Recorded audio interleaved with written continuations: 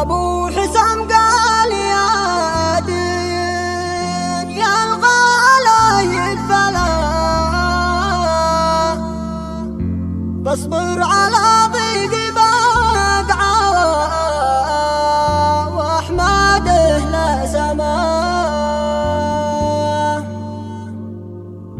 من بعد يا مرسل سوافر ولا تعجلا وعاير الزيت وتأكد من الفرملة وزور خودان واشكر من بها فاضلا أهل الأبا والكرامة والرجال الوفاء ومن نوى العيب مهما كان ما يوصل وكل من رتب الفكره ودبر معاه. مرثية كتب كلماتها الشاعر أبو حسام الدين مبروك عبد الله محمد أحمد عامر من أهالي قرية دمران بني منبه يريم، وهي تعزية ورثاء بعد رحيل ابن عمه شهيد الغدر والخيانة الشهيد علي عبد الله عامر الذي استشهد في يوم الثلاثاء بتاريخ 11/7/2023 ميلادية. تحكي وتعبر بما فيها من أداء سالم عوض، هندسة وإخراج الأستاذ هشام الكوماني. مع تحيات تسجيلات الكرماني.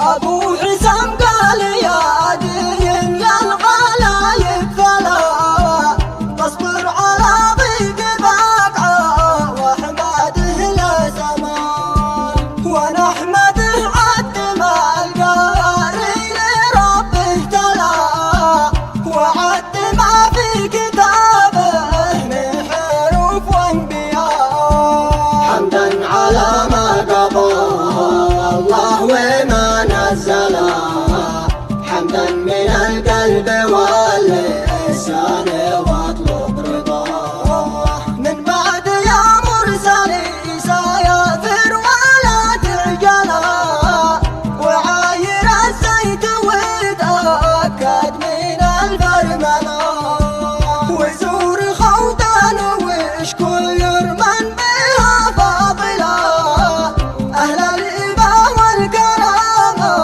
والرجال الوفاء ومن نوى العيب مهما كان ما يوصل وكل من رتب الفكرة ودبر معاه عبتوا بقتل الجمال ظلم يا باطلا وخانوا العيش واتناسوا لزاده وما من كان يخدم كبيرة والسن والجاهلة ومن حمل هم خوضان كلها بالحياة ومن سكن وسط خوضان بالأدب والحلا كبيرهم والصغير ما أحد وصل مستواه عبتوا بمن قدم المعروف ومن سهلا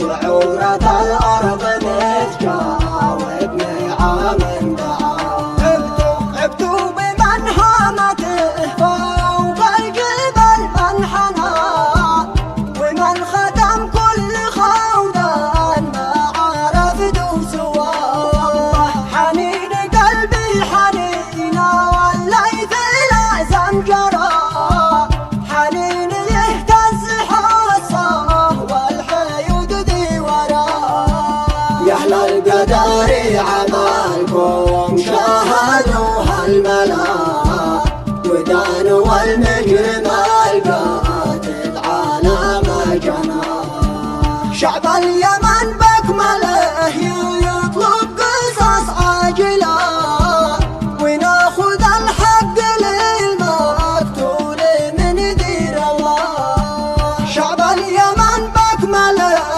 يطلب قصص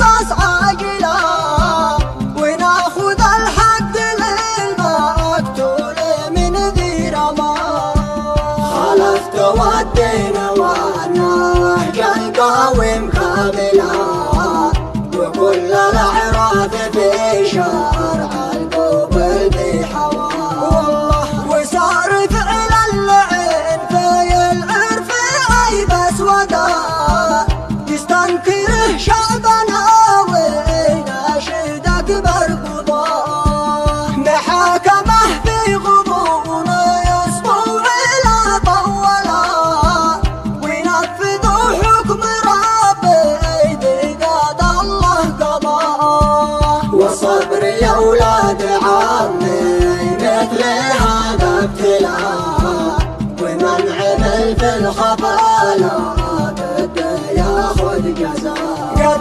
قد كان علي عامر وفاوى الناس وان تسأله، من راس خودان ويسأل شيخهم والرعاة. والله فرع القبيلة كبير الجهد ما يبخله، يبذل يد العون للمحتاج ويوقف معاه. أصيل في معدنه مقدام عند اللقاء، متواضع الحال وجهه مبتسم حنتنا.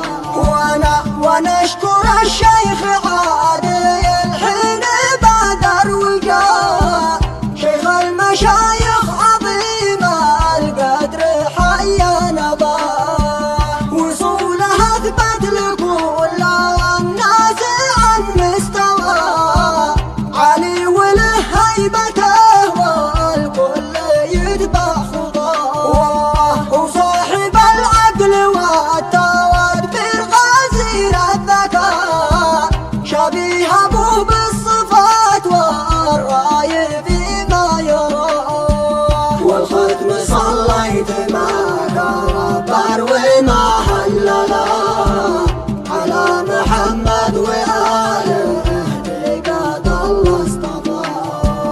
على محمد